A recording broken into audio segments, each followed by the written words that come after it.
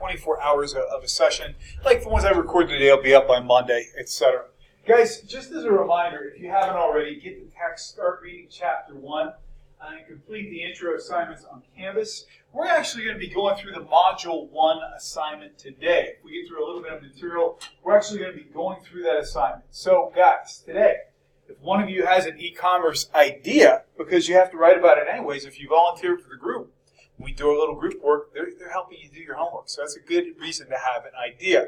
So your first assignment, going through the one we're going through in class today, I should say, is going to be due on the 24th. So that's coming up soon, but you've got plenty of time to get this done. I want to talk to you guys, too, about my philosophy about assignments, in case you've not had me for class before, or maybe the whole way since this morning, maybe. My philosophy about assignments is direct is very good.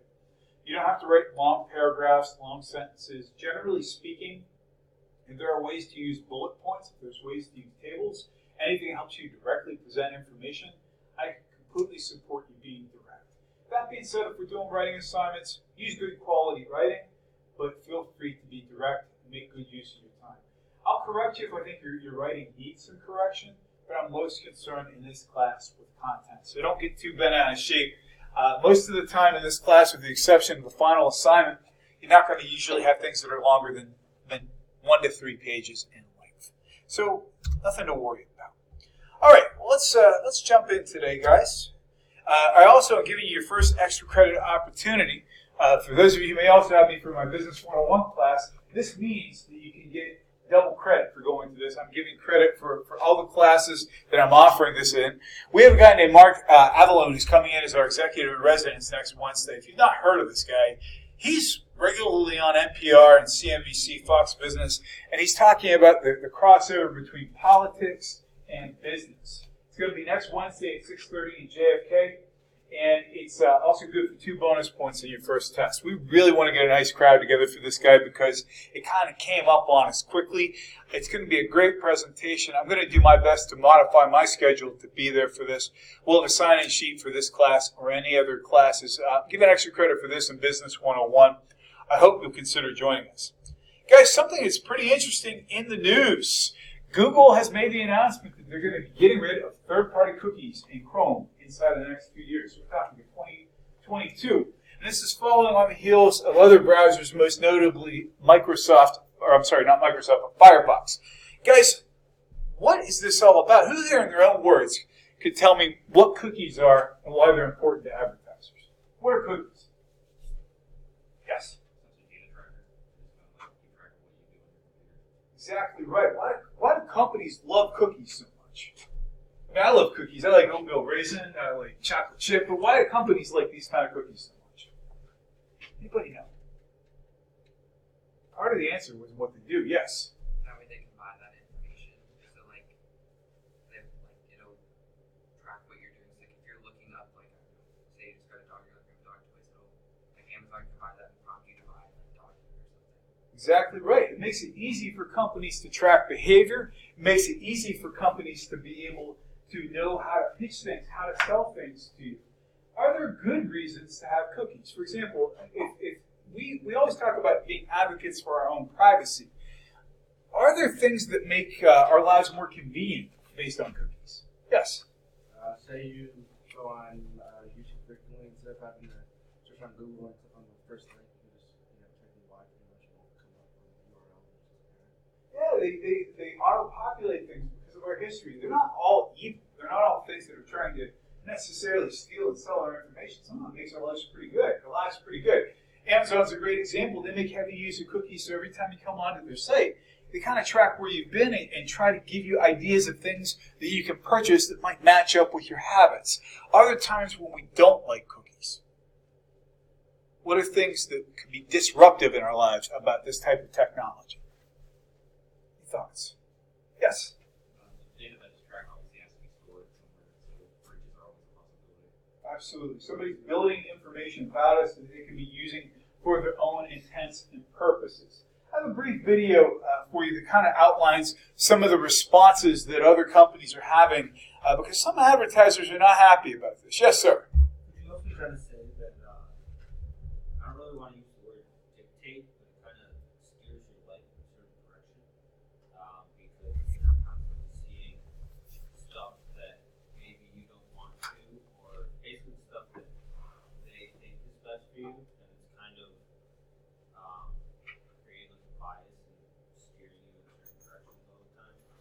you saying somebody manipulating our data could distort our worldview? Wow. I mean, I don't mean that with sarcasm directed toward you. I'm saying I agree with you. One of the big controversies has been, for example, where do you guys get your news? I'm sorry? Social media? Where else? Yes. Where do you get your news from? I'm guilty of this too, but go ahead. Twitter? Yeah, because people are promoting stories to us. Does anybody ever enter in the URL news.google.com? Because Google gives me a lot of my news. I have to admit that. But I'm sure, and I know that research backs this up, the stuff that's being populated in my news is based on what I browse for all the time. I probably get more articles about e-commerce and technology than Dr. Seidel does because we teach in different disciplines. I'm more likely to be looking for that stuff. So I definitely think there is a bias to say this kind of technology can be biasing our world. We become echo chambers where all we're hearing are things that back up our own opinions and not necessarily dissenting opinions. That's excellent. Anybody else have something I'd like to add to that? Well, we're going to watch a brief video, and when I say brief, I mean 30 seconds. And we're going to jump in for today. Guys, before I do jump in to today's material, any comments, questions, or things that we should discuss before jumping in? All right, let's jump back in. Guys, we left off with a very brief discussion of what these types of e-commerce are. Will somebody give me an example of a company that conducts business-to-consumer e-commerce? This is the biggest part of our class. We're going to be talking about this. What's an example of a company that does business-to-consumer? Yes, sir. Walmart's a great example, and they're trying to make big roads in line. Can anybody think of a company that does business-to-business e-commerce? I know we haven't discussed it yet, so don't worry if you get the wrong answer. Yes. So like U.S. foods, like they ship to restaurants. It's great. Fantastic. Any big company that deals with inventory, we're talking U.S. Foods, we're talking Sheets, we're talking Ford Motor Company. How about consumer-to-consumer e-commerce? We talked about this a little. Yes. Would eBay count? I would definitely say it was because it started off as a peer-to-peer type network. In fact, in the old days, we sometimes called it peer-to-peer e-commerce. Does anybody, by the way, know where eBay got its start? How eBay got started? Yes, Joe. I know. Oh wait, never mind. Never mind. I don't. I would love someone to hear whatever. You were very excited No, I was about the thinking story. PayPal. Yeah. Okay. Because PayPal came from eBay. Does anybody know where eBay came from? A guy was basically trying to come up with a way to help his wife sell some of her antique furniture and lamps. And the founder of eBay started off building his business from there. So what about mobile e-commerce? Can somebody give me an example of mobile e-commerce? M-commerce. Any thoughts? Has anybody bought anything on their phone lately? Adam, what did you buy? And where did you buy them from? Yeah, it's a perfect example of m-commerce. Did you use the app or the mobile browser? Yeah, exactly right. Has anybody ever bought anything through a social network? Have you bought a T-shirt, or what have you bought through social network? My wife buys me cool stuff all the time. What have you bought? I bought a hoodie through Instagram.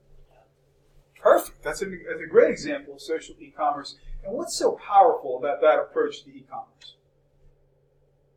For me, it was I didn't even plan on it being there. It was kind of just related to what I've been looking at myself. It's amazing how all those metrics can target us too. My wife gets me crazy stuff on social media. Yes. With stuff like Facebook Marketplace, Craigslist, would that be consumer to consumer also? It crosses over because it's both. That's one of the things about when we start classifying e-commerce, it can be more than one thing. So let's say, for example, you and I work for two parts of the automobile industry. You're a buyer for Ford, and I am a maker of transmission parts, and we're using some sort of a mobile app to conduct transactions. It's still m-commerce, and it's business-to-business e-commerce, for example. And what about local e-commerce? Can somebody give me an example of local e-commerce? Yes, ma'am. Would that be like a farmer's market? Yeah, absolutely. If they are targeting you somehow locally, whether you're using location-based data or you're even using, for example, an app to pay for things, you might be using Venmo.